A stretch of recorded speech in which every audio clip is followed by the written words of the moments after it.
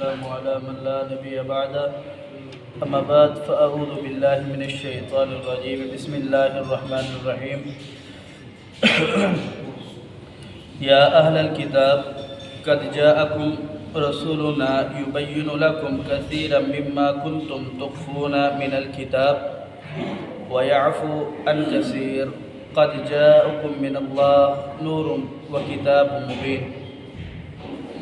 یا اہل الکتاب، اے اہل کتاب، قد یقیناً جاءکم تمہارے پاس آ چکے ہیں رسولنا ہمارے بہت سارے رسول یبین لکم جو کھول کر بیان کرتے ہیں تمہارے لیے کثیراً بہت ساری مما ایسی باتیں کنتم تخفون جو تم چھپایا کرتے تھے من الکتاب کتاب میں سے ویعفو اور درگزر کرتا ہے وہ رسول عن کثیر بہت سارے امور سے قد جاءکم یقیناً تمہارے پاس آ چکا ہے من اللہ رب العالمین کی طرف سے نور ایک روشن نور و کتاب مبین اور اس نور کی وضاحت یعنی کتاب مبین کی تشریح۔ اس آیات مبارکہ میں اللہ رب العالمین نے یہود کی ایک مذمت بیان فرمائی اور انہیں راہ حق پر آنے کی دعوت دی کہ انہوں نے بے شمار ایسے کام کیے جن کی وجہ سے انہوں نے اللہ رب العالمین کو ناراض کیا۔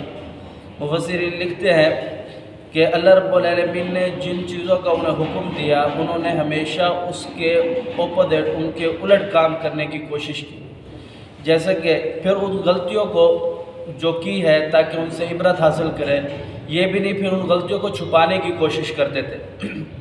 جناب رسول اللہ صلی اللہ علیہ وسلم کی جیسے نشانیاں تھیں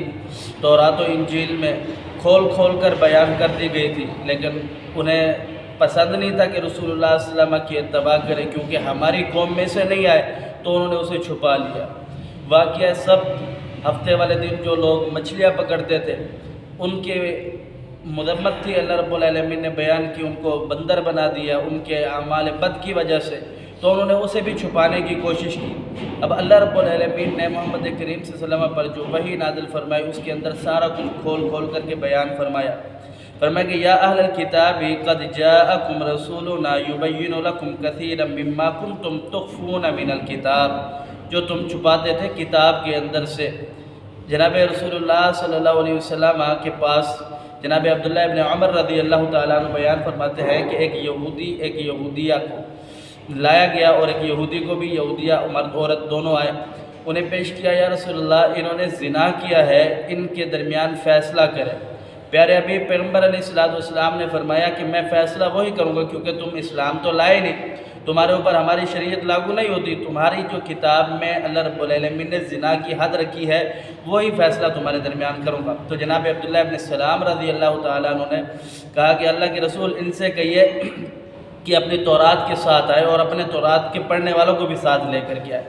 جو کتاب ہے اس کو بھی اور پڑھنے والوں کو ساتھ لے کر کے آئے۔ جب وہ لے کر کے آئے تو پیارے حبیب پیغمبر علیہ السلام نے پوچھا ان سے، آپ علیہ السلام امی ان پڑھ تھے، پڑھنا لکھنا نہیں جانتے تھے، یہ نبوت کا خاصہ تھا کہ پڑھنا لکھنا نہ جاننے کے باوجود بھی اللہ رب العالمین نے نبی بنا دیا، یہ ایک نبوت کا خاصہ تھا۔ تو پیارے حبیب پیغمبر علیہ السلام نے پوچھا کہ پڑھو تورات کے اندر کیا لکھا ہوا ہے، کیا سزا ہے؟ تو ان کے جو راہب تھے، عالم تھے، جو ان کے دین کو جاننے والے تھے، انہوں نے کہا کہ ہمارے تو علماء نے یہ طریقہ منتخب کر رکھا ہے کہ جو شخص زنا کا ارتکاب کرے، زنا کا مرتکب ہو،